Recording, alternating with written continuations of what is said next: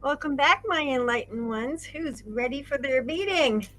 I'm ready to give out some beatings tonight. So I'm so happy that you guys are here tonight, joining me on our on this channel. If you're new here, thanks for stopping by. I have things already flying by me already. This is crazy.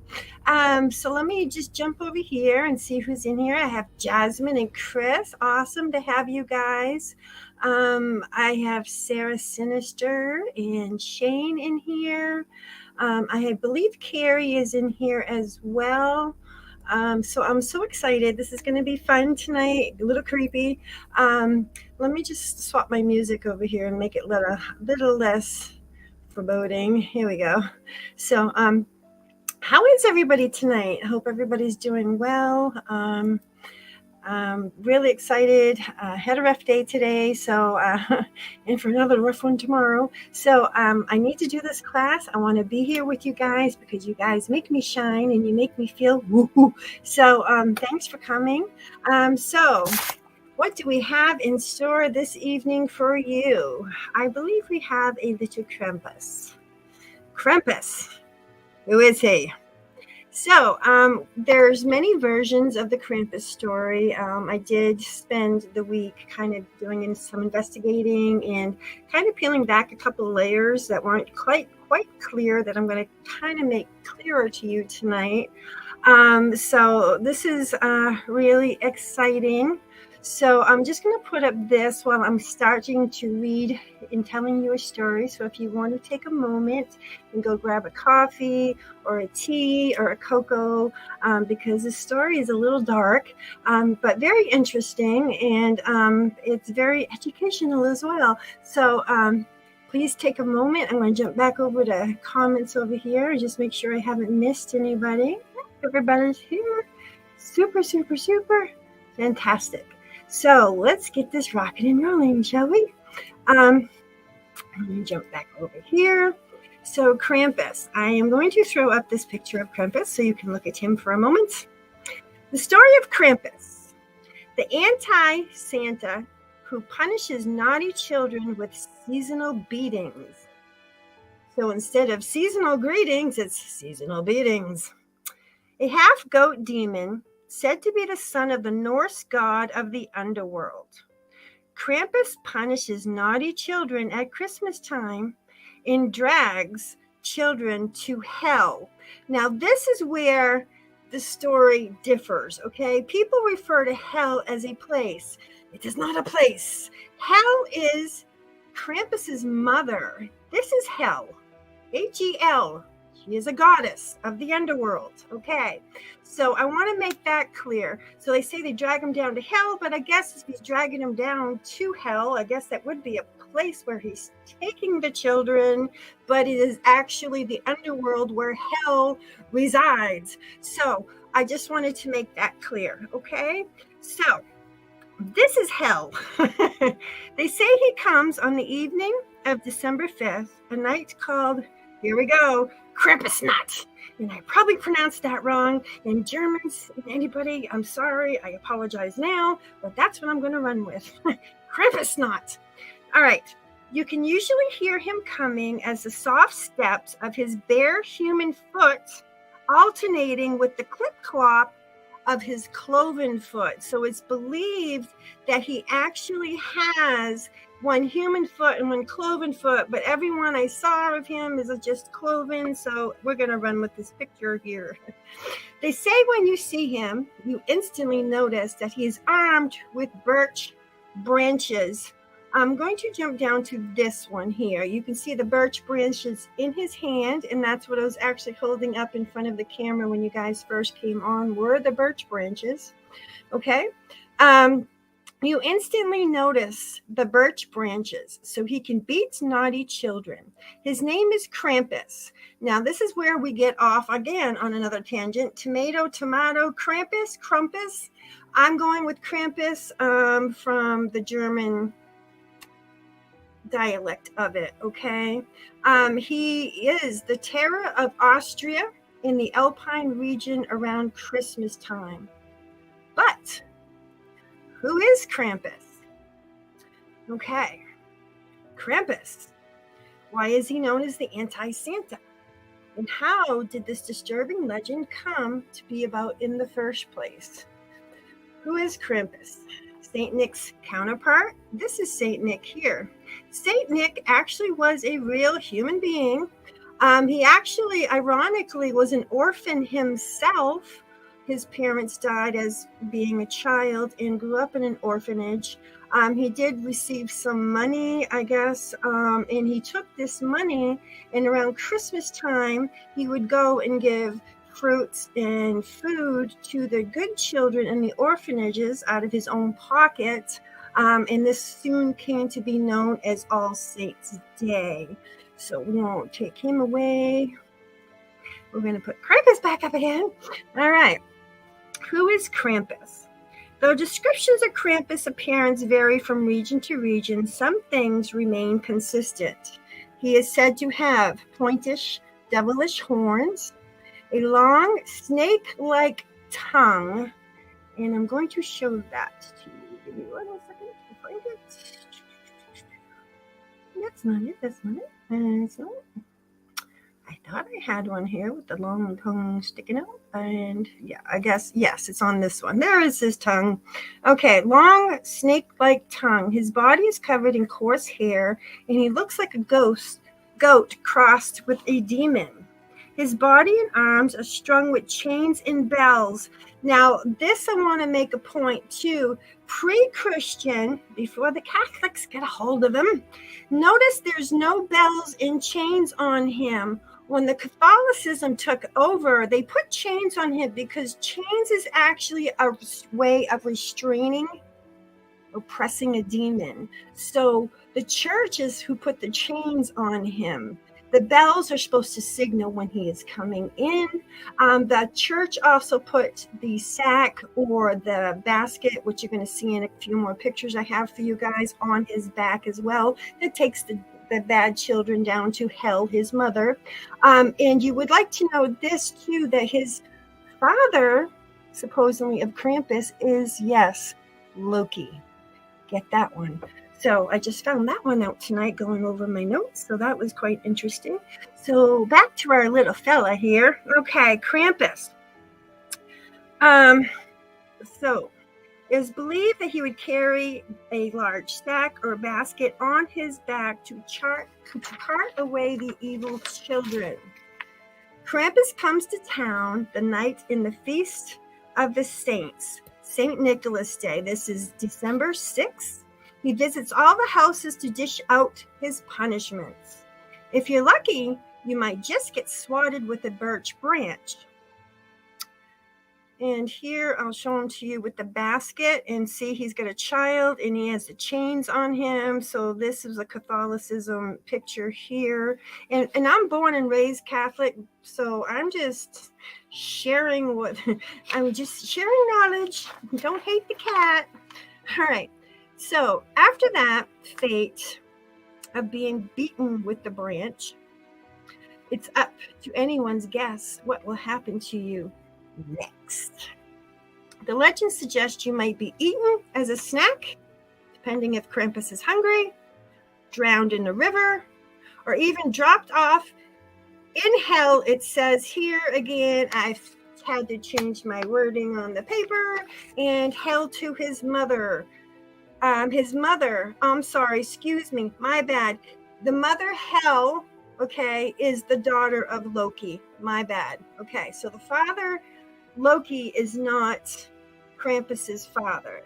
He is the father of Hel, Krampus's mother. Okay, now we got that straight. My apologies. Sometimes Krampus is accomplished by St. Nicholas, who isn't known to bother himself with naughty children in Central Europe.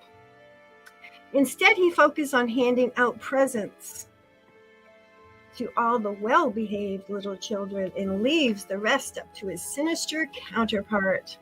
How did Krampus become a regular part of holiday and fun in places in Austria, Bavaria, and the Czech Republic?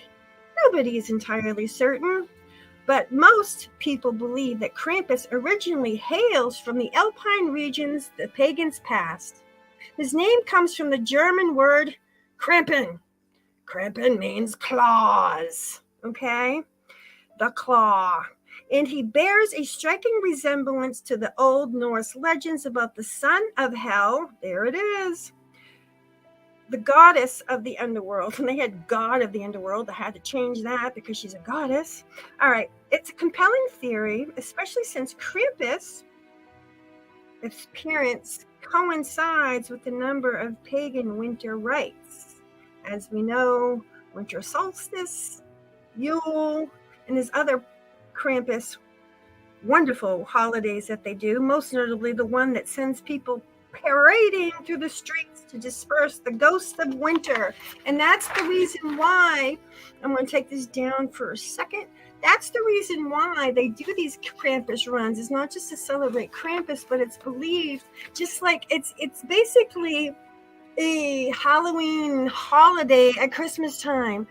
Why do we dress up in costumes at Halloween time? To disperse and confuse demons, to chase them away, so forth and so on. They're doing the same thing here. They're just doing it at Christmas time.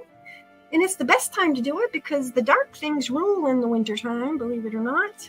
So anyway, from there, it's hard to see how Krampus, already associated with the winter festivals, might have been incorporated into Christian traditions. And the legend of St. Nicholas around Christmas time. The Catholics, and I totally understand that, it's supposed to be about the children at Christmas time. They don't want to put out these horror stories there, scaring the children.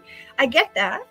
So today, Krampus has his own celebration on the day before the Feast of St. Nicholas. So, Feast of St. Nicholas is December 6th, so December 5th, Krampus comes. Krampus supposedly is here until midnight Christmas Eve, and then after that, his moment in the starshine is gone. So, every evening on December 5th, a night called Krampus Snot. I'm going to go. Krampus Snot. Wow. Allegedly dressed St. Nick's pairs up with monstrous outfits. And let me show you them. Here's some. Here, look at their long tongues. Notice they have the bells on. They have the long, sharp, pointy antlers, horns. And you can also see that they have the birch branches in their hands are actually hanging from their costumes. Here's another group of them. I wouldn't want to meet them on the street. Krampuses make the rounds to homes and businesses offering gifts and playful threats. Some people exchange Krampus Snot greeting cards. These are the greeting cards. This means greetings from Krampus. That's what that says. Greetings from Krampus. Here he is stuffing a kid in the basket. The little girl's on the floor eating her apple. She's all happy because I was good this year. Screw you, bro. So there's one set of the cards. These came out in the 1900s. The early 1900s is when these cards started to get passed out. Instead of Christmas cards, they were Krampus cards. These are them. So you can see some more children being carried away or taken away here. Here is another Krampus card here. And here's another one taking the children away. They go around the businesses and homes offering gifts and playful treats.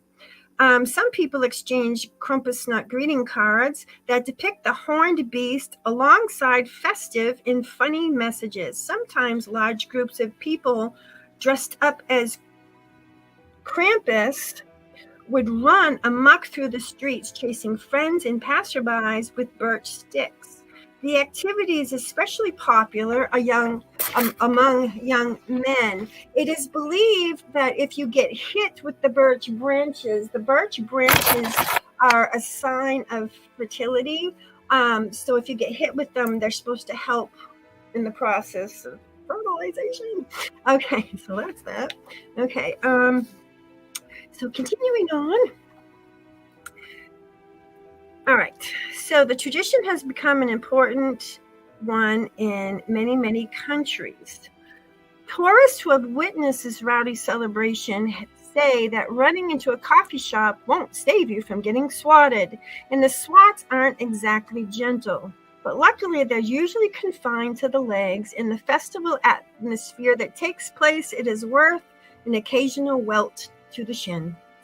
So the tradition has become this important part, as I said, to many countries, and has come to include expensive handmade masks. They actually make the masks. They actually have artisans. These masks are made of wood. This is so amazing, the craftsmanship that's in these masks. They actually hire artisans and they work hours on these masks every year creating them. And the traditional ones are made from wood. So the elaborate costumes and the parades would go on for days, though some complain that the celebration is becoming too commercialized. Many aspects of the old festivals endure. Krampus masks, for example, are typically carved from wood, and they are products of a significant labor. They often work for months on these costumes, which sometimes end up on display in museums as examples of the living tradition of folk art. In Austria in 1923, Krampus and all Krampusnacht activities were banned by fascist Christian social parties. These Christian parties were sure that Krampus wasn't good for kids, and they passed out pamphlets entitled "Krampus is an evil man," warning parents against influencing young children with threats of violent holiday intruder. Though they have had a point about they do have a good point about the traumatic effects on a child. That will be in therapy. I can understand that, but by the end of the 20th century, St. Nick's Evil Twin Society wasn't deeply moved. The ban lasted for only 4 years, and the vague murmurs of the disapproval continued only a little while longer. But in the end, no one could keep Krampus down. So as I said, in the 20th century, Krampus was back in full force. And in the recent years, he's made leaps across the pond to the United States. He has cameos in TV shows such as Grimm, Supernatural, The Colbert Report, to name a few. Some American cities like Los Angeles host annual Krampus celebrations that feature costume contests, parades, traditional dances, bell ringing, and alpine horn blowing. Cookies, costumes, and masks were required by etiquette, a must-wear. So if you think Christmas needs a touch of Halloween, see if your city has Krampusnacht celebration. And don't forget to dress up. And remember, you better not pout, you better not cry, or Krampus will be coming to sit by your side.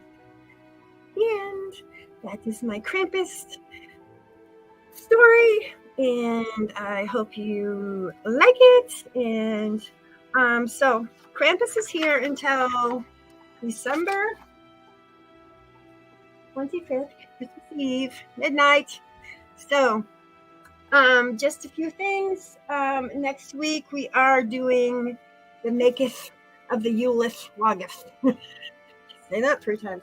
Okay, I'm going to be using emergency candles here. You can either drill 3 holes in the top, or you can actually dress the log as we would dress a candle. And I will be showing you both ways, so you can just toss it in a fire if you don't wish to keep it, or dress it up. So I am going to be getting some fir FIR from outside, from some of my trees, to bring in that greenery, because that's what Yule is about, is bringing in the living greenery and keeping it alive, and then kind of worshiping it through the winter as the return of vegetation will return to us come spring. So I really want to thank you guys all for coming here tonight and hanging with me again.